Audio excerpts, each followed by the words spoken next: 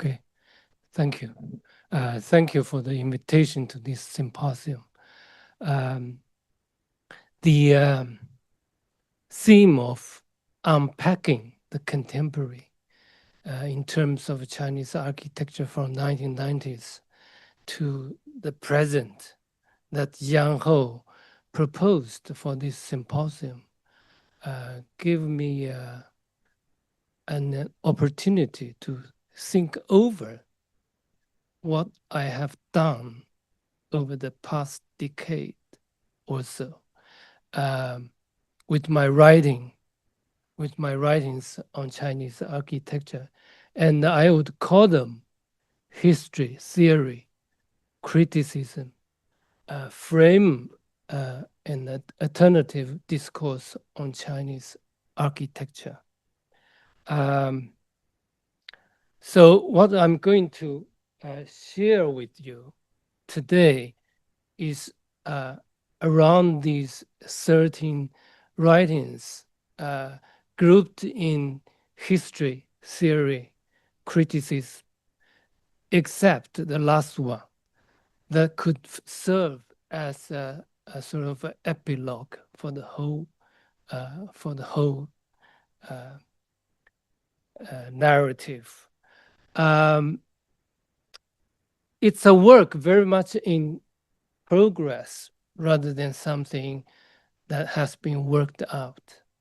Nevertheless, I'd like to take this opportunity to go through some of them in brief words in order to give you an idea about them. Given the time of the, given the limit of time of my speech, I probably have to leave out the criticism part, and the case study part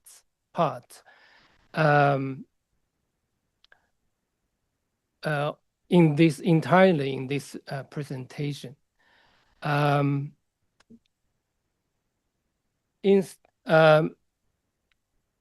Well, the first part of the history part, the first writing in the history part is this, the Chinese architecture in the history of the world architecture. It is written as a chapter of an architecture history book that I'm working on.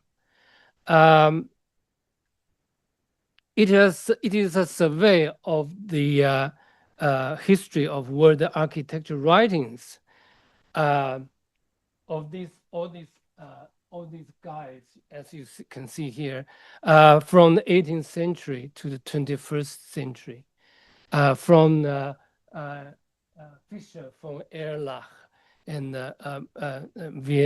Viennese Baroque architect, to Ken Frampton, who is with us online today.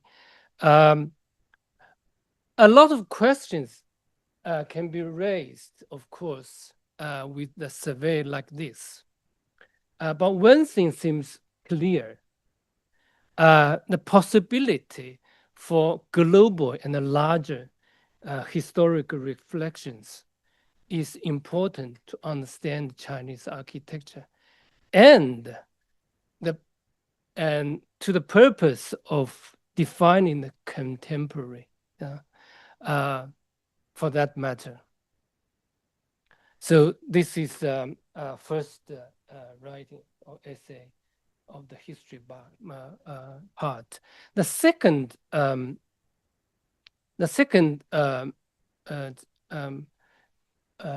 essay or writing in this in the history part is this historical and non-historical and epistemological reflection 80 years after the discovery of Fugong Temple.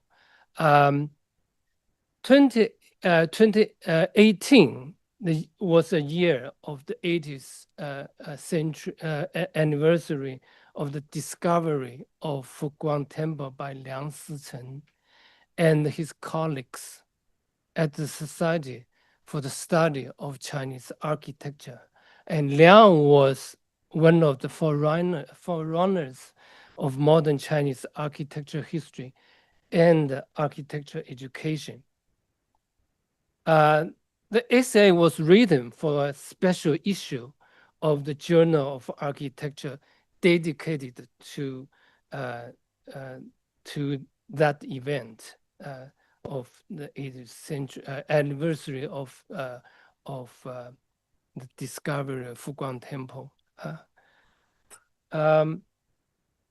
It is Fugong Temple. It is an icon of Chinese architecture. The essay raised some epistemological issues of the historiography of Chinese architecture, whose impacts endure even today. As the title indicated, I referred to these epistemological issues as historical and non-historical. So I can't go into the writing because I have to go further.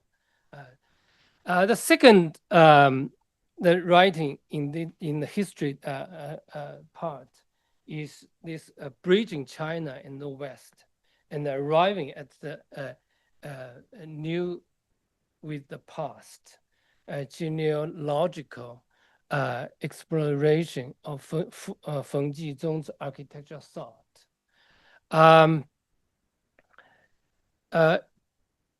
This year marks the 110th anniversary, yet another anniversary of the birth of Feng Jizhong, who was an architect and architectural educator at Tongji University. The essay was written following a lecture delivered for the Feng Jizhong exhibition in Chengdu, and will be published in Tongji-based journal Time and Architecture later this year.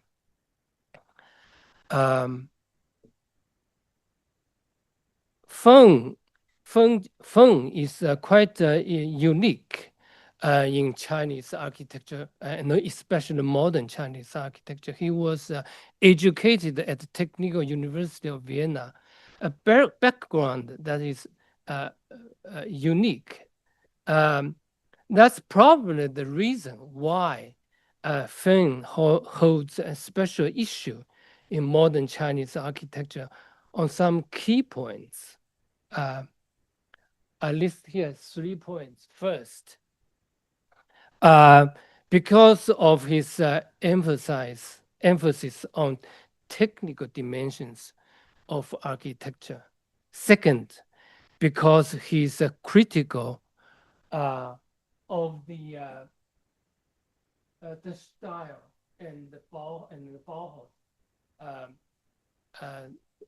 as orthodox of modern architecture, an idea even overwhelming at Tongji for many years. And the third, because he's detached from the pedigree comprehension of Chinese architecture, and is more sympathetic to the studies of Chinese architecture by Ernst Bolschmann, a German architect and architecture historian and sinologist that Edward wrote about many years ago.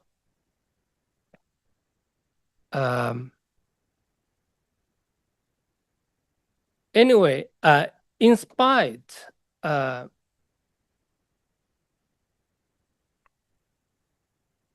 the fact of that Feng is not a prolific architect, and his limited words are largely known already. I believe there's still a lot of space for further exploration of Fenn's legacy. And this essay is done as part of that exploration. His last work, his last uh,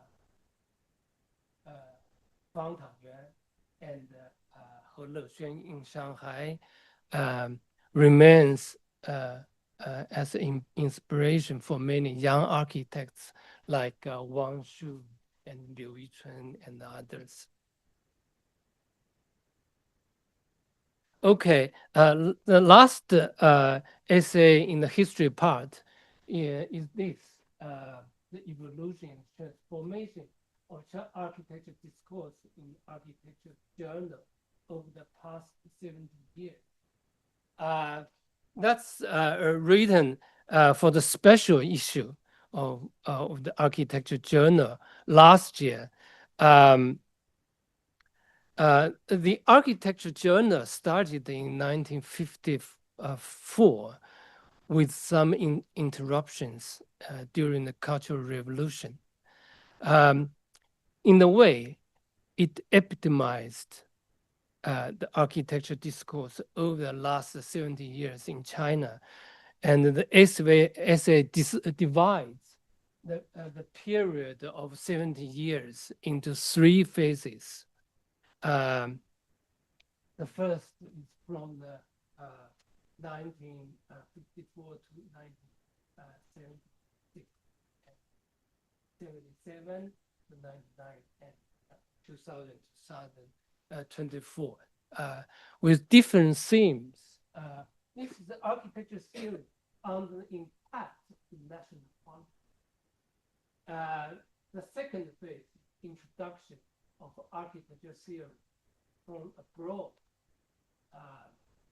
and the rise of concept of architecture association.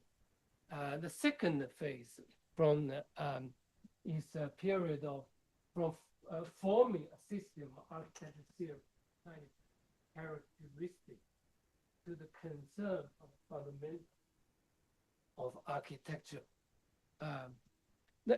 As a whole, the essay is a reflection on the relationship between theory and practice, questioning the established and commonly accepted idea in China that theory guides practice.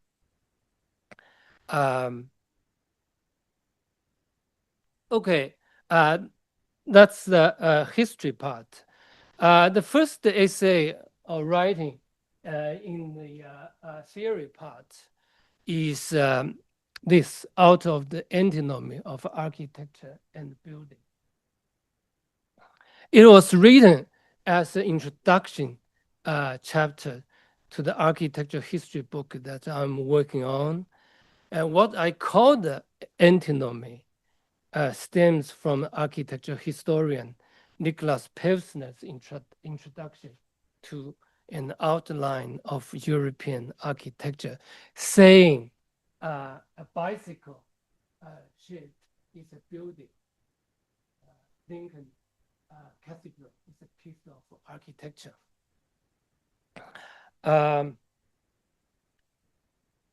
My argument is that Pevsner's statement incarnates an antinomy that is not so much a problem of logical fallacy as an issue of problematic definition of or premise. Because by architecture, it is meant building with meanings, symbolic or high cultural values, exemplified by Lincoln Cathedral, while the bicycle shade is remains a building because of its lack of the meaning or symbolic values whatsoever.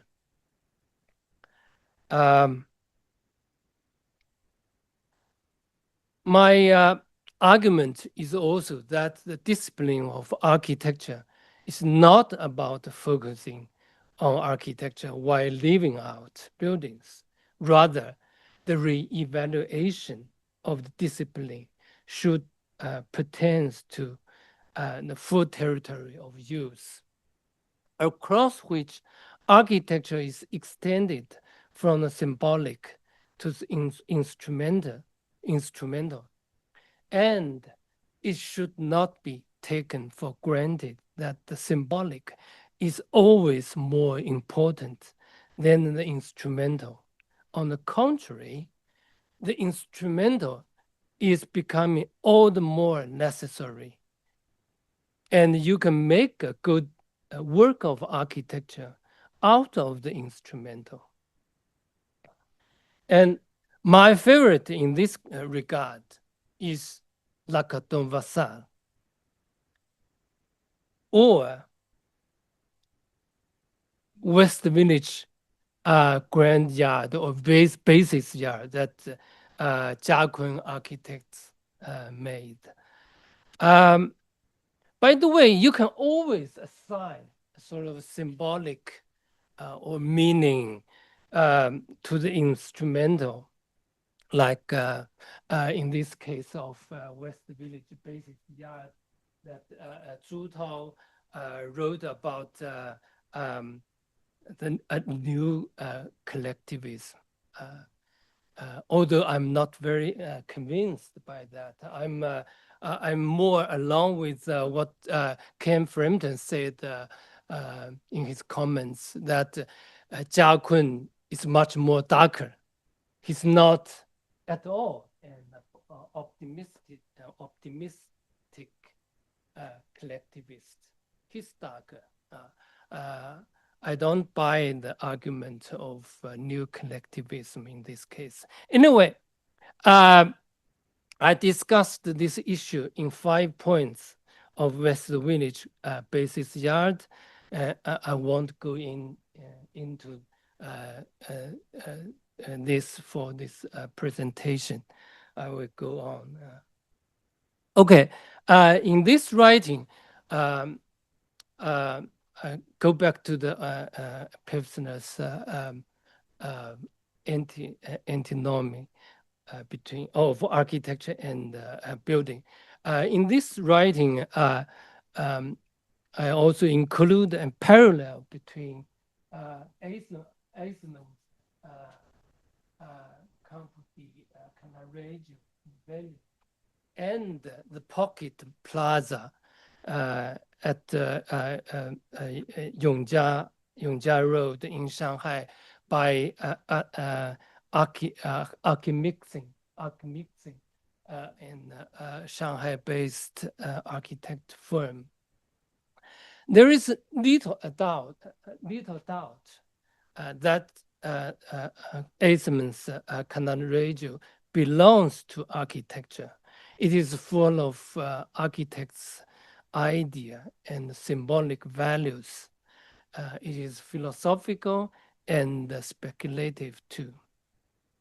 By contrast, the priority of Archimixing's Pocket Plaza is its immediate use, you might say.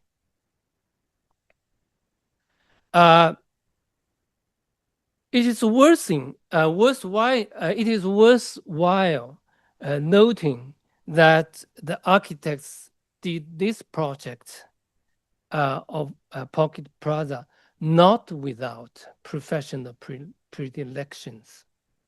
And this includes a Greek temple like a rectangular wall, the structural articulation of the loggia, or even the green color of columns that was declined by the local government officials when the project started. But they insisted that for some reason, the use of green color has become a sort of become emblematic in Mixing's work, and this is the Cotton Lab Urban Lounge in Changzhou, a city where I live. I'm living for the most of the time nowadays.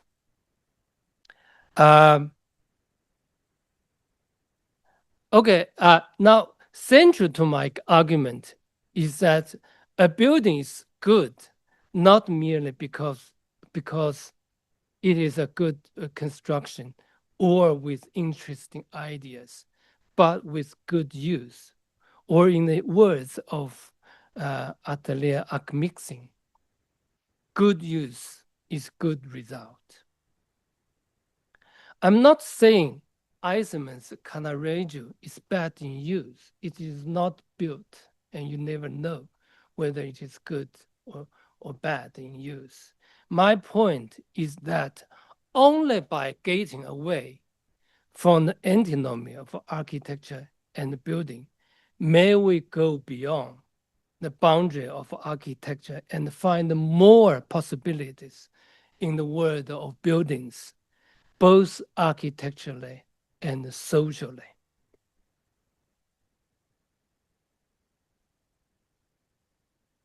For this purpose, I would say the art education in architecture is probably more needed than ever, just because the sensibility and the perceptive nature of art makes architecture more down to earth rather than high end. And this is the installation by a Swiss artist, 2015. And equally important is architecture and anthropology. Normally, architecture discipline and anthropology are interested in different aspects of a building. The architecture discipline looks mainly at architecture objects, while anthropology is concerned about what's happening within these objects and with these objects and how they are used, appreciated, changed, and remembered. In short, anthropology enters the scene where the interest of architecture discipline stops. Probably that's the reason why we are witnessing a rising interest in architecture and anthropology. Okay, so much for the first essay in the theory part. The second one is about the local and the of Chinese architecture. It is written as a revised version of a lecture given for the young scholar supporting program for the architectural journal 2023. The English version was published in Architectural in Architecture Asia 2023, guest edited by Xiaofeng, who is joining us today. It is an examination of the pedigree, the canonic versus the non-pedigree and the non-canonic in Chinese architecture. And it calls for an architecture getting away from style and formal revitalized revivalism, as well as a grand narrative or single culture. I think Ken mentioned that today, the nationalism and the single culture narrative. the local and the multiplicity of Chinese architecture is opposing that. In order to arrive at the multiplicity of Chinese architecture, predicated on the historical and the contemporary conditions of the local. Okay, that's it. The third writing in the theory part is rethinking architecture theory and the Chinese architecture theory. It is written for the special issue of the Architecture Journal, January 2024, initiated by Li Xiangning of Tongji University. By reviewing the evolution of architecture discipline and the transition of architecture theory from the normative to the critical in international context, while inspecting the canonic Chinese architecture treatises throughout times. The writing looks into the future of developing Chinese architecture theory based on the critical interpretation or reinterpretation of traditional Chinese culture on one hand, and the ability of coping with Chinese reality in critical ways on the other. Okay, that's it. As I said, because of the time limit of my speech, I probably have to leave out this criticism part altogether. It is not finished yet. Some of them are yet to be done.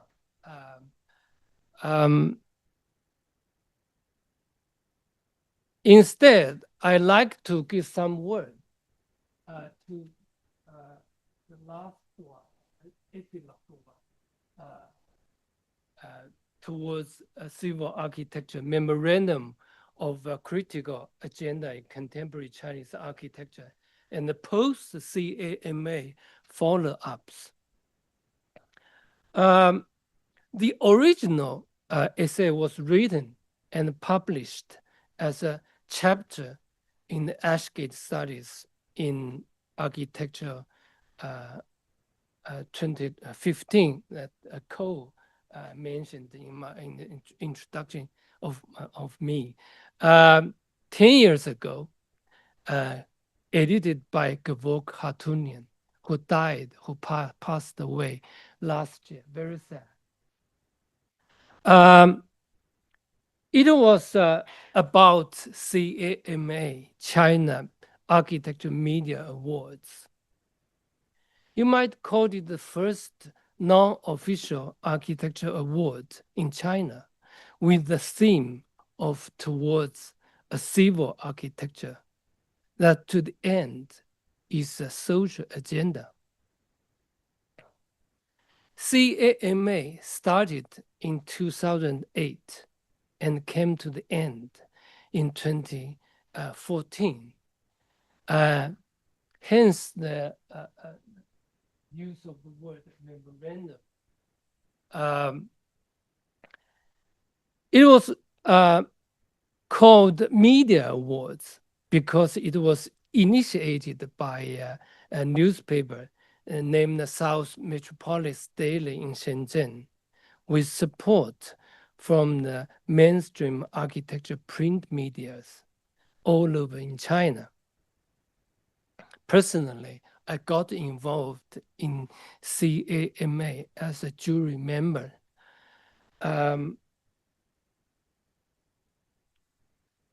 Remarkably, CAMA came to the end just at a time when the idea of civil society became politically sensitive, and it was played down officially in China. Does that mean the death of social agenda in the post CAM architecture? Basically, I believe you can say so. At least I believe. What features Chinese architecture today is a lack of social agenda. Nevertheless,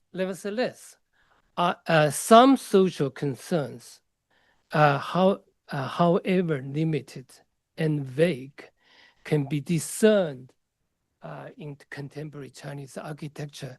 And I have three aspects here.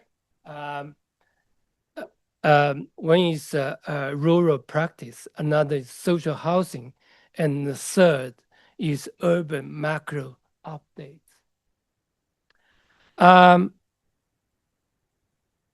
Because my intention is to deal with rural practice through the case study of Chen Guodong and his Mume design, I leave this issue out for the present talk.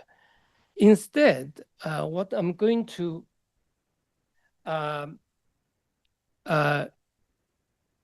do, what I like to do is give a few words to social housing and urban micro updates.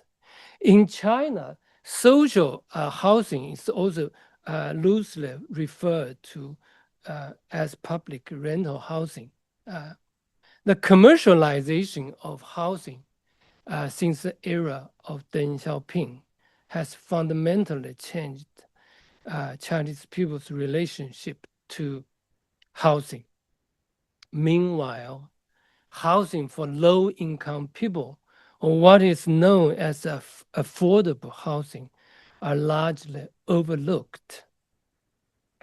Consequently, except architects' firms that are specialized in commercial housing markets, few architects that people are talking about in contemporary Chinese architecture are engaged with housing, let alone with social housing.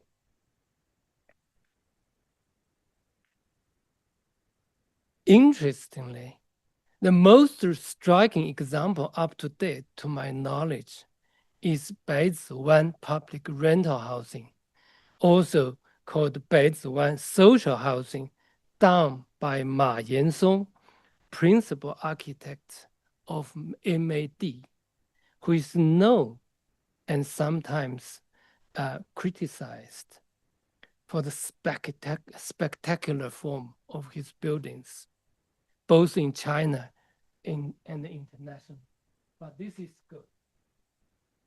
The Museum of Migration, Rotterdam.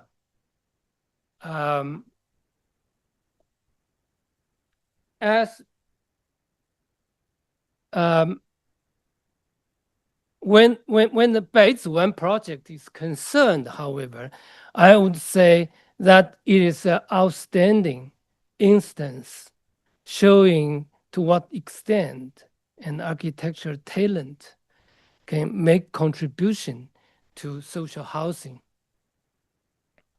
What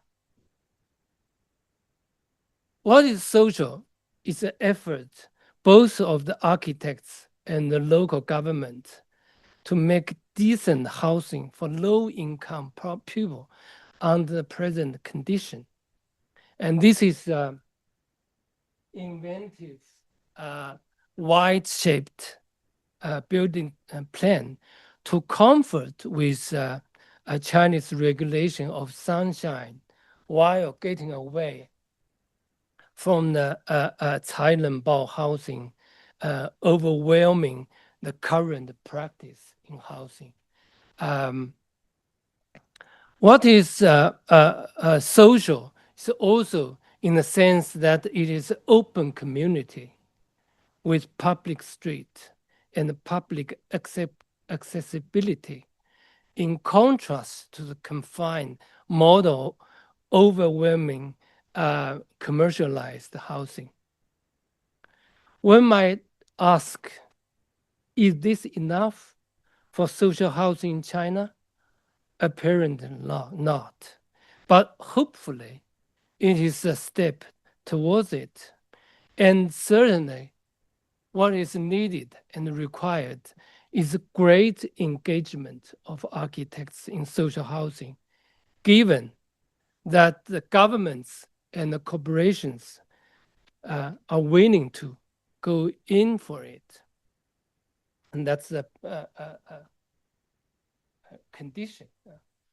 Okay, so much for the social housing. A further issue that I like to take this opportunity to give a few words is urban macro updates, sometimes also called urban macro regeneration.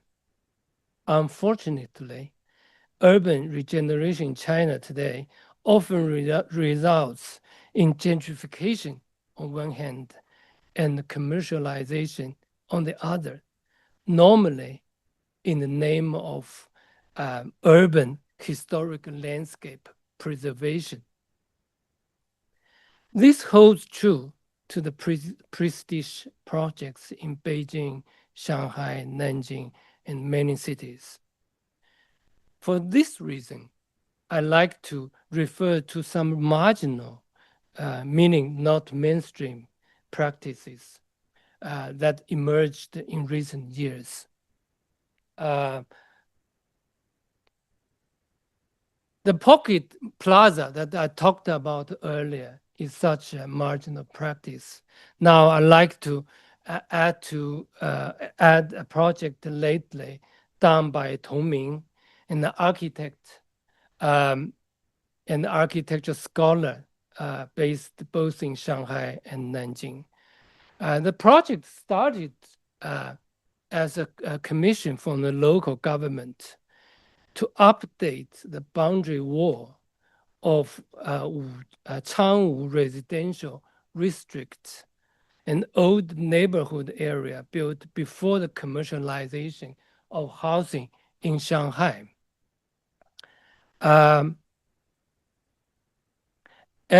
in this case, the architect turned the boundary wall into a thick 2D, to borrow the term from the architect and architecture theorist Stan Allen in describing the future of matte building.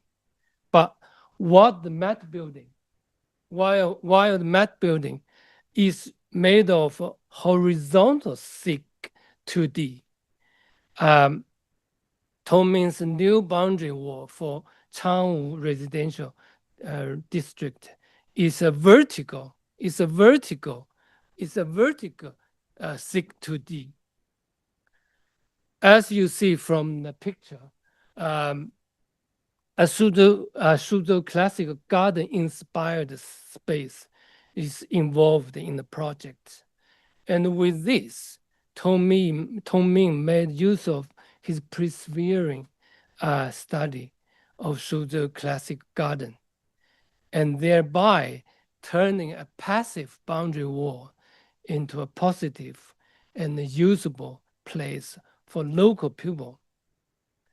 Without being stuck in the question of where to locate this project in the spectrum from the symbolic to the instrumental of architecture, however, I would simply say it is a triumph of building rather than architecture, if you like. Okay, yes. The last, yes, to wrap up. With these writings, my purpose is to form an alternative discourse on Chinese architecture on following points. First, a discourse that transcends the conventional dichotomies like traditional and modern, or Chinese and the West, and thereby surpassing the issue of cultural identity and nationalism. Second, a discourse that stresses the importance of architecture fundamentals the use of architecture, immediate use, as well as climatic use and its social concern. And third, a discourse that rather than degrading of architecture is about making architecture more available for the society, especially today when it is widely believed that the architecture discipline is facing crisis in China. Thank you. So maybe I can take a few questions and then we'll break and then reconvene with the roundtable at 6:30. But we have maybe 5 minutes for a couple quick questions. Anything anyone is burning to ask? Adam?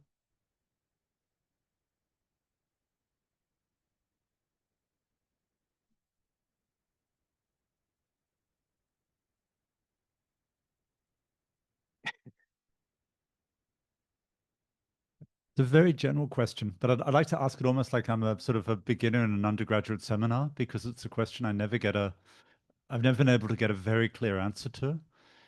In both of the live talks, there was a reference to the intersection of architecture and anthropology as a kind of fertile potential domain. And it's always seemed like a kind of potential domain.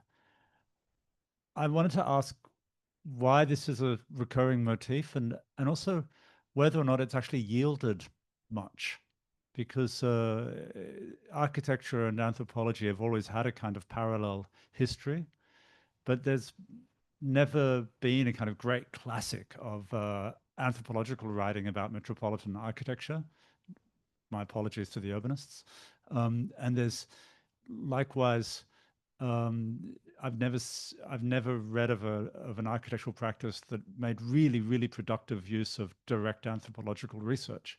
And I might be wrong, and so I'm curious about this and where this, how people who know more than I do, how they deal with this constellation, or how they actually think of the relationship between these two disciplines. Great. Yeah, given I also picked up the reference, I think Michael mentioned it, and also Professor Wang there at the end. Do either of you want to address that question?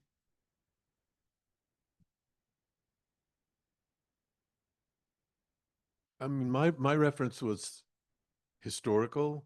I think so I haven't thought through the answer to the question you asked, but I do think in the 50s and 60s, when Levi-Strauss uses Saussure's linguistic theory as a way of structuring, of designing a kind of analytical structure for anthropology, so that he could, by looking comparatively at tribal, different tribal attitudes toward, say, incest, you could actually see a logical pattern of the way the incest taboo is developed very differently in different tribes, for example, which starts to indicate what I was trying to get at, of that anterior to what we actually experience and can speak about, there are structures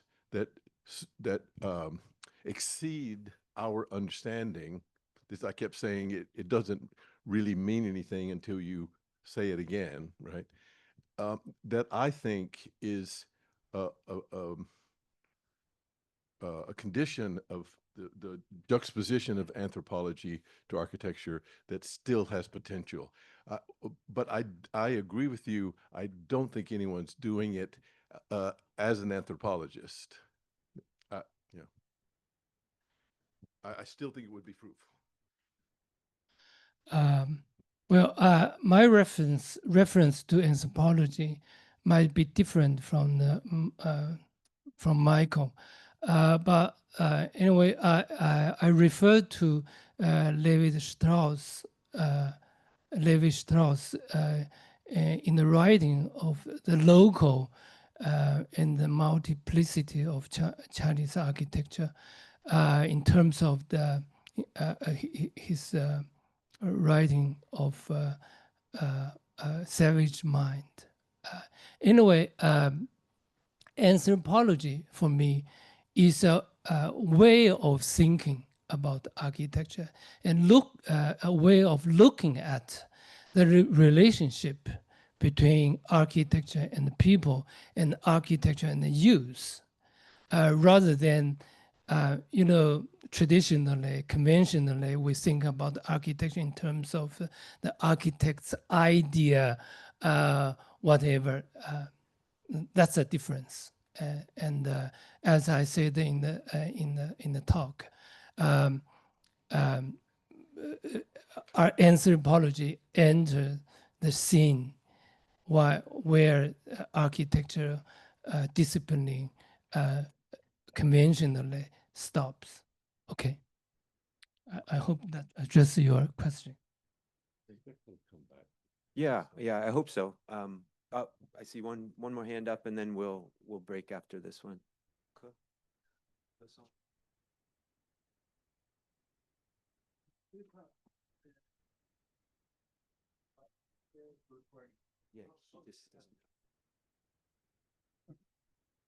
Yeah, because we always talk about form and function. When we talk about modern architecture, but I hear most of the speakers talk about form, but very few talk about function. So it's a quick question for you. I'm wondering why function is not talked about so much as form. And if we talk about function, how to talk about that? How to absorb function in our contemporary architectural discourse and architectural history? Yeah, thank you. Anyone want to jump with that? I think in this, I don't want it to be, but it may be a generational answer. I may be answering from my own experience too much, but usually the discourse of function is an attempt to predict, or that you could make a form that predicts and even controls function, where I think a lot of work done in Italy in the 60s and 70s showed the kind of typological, morphological, meaning the difference between an architectural kind of form and urban form, as opposed to its function, finds that architecture is so plastic, so robust in a way, that the same form can accommodate and support in a good way multiple functions and changing functions. I think a lot of this is a really interesting question, because a lot of what's happening in China now has to do with the renovation of buildings that no longer function like silos and industrial buildings and things like that, and they often, like both Ichun and Jakun have made major projects by refunctioning. So I think it's because we don't talk about function, is because function, we don't want it to be determinate. We want the form to be able to be robust enough to accommodate changing use. But that may be generational, because my generation really or the generation just before me really criticized the whole notion of post-functionalism and all this kind of thing. It's kind of ideological, but I still think it's worth thinking about. Yeah. Great. Maybe we could. Oh, one more. Did you have one last thing to say? As you might notice, that I talked about a lot about use of architecture, although I'm not using the word function, because the word function could easily leading to functionalism, and that could be misleading. So that's why I avoid using the word function. But the problem of use of architecture is a problem of function. Yeah, okay. Great. I want to thank all of our speakers, and we'll reconvene in 10 minutes or so for the final conversation. Thank you.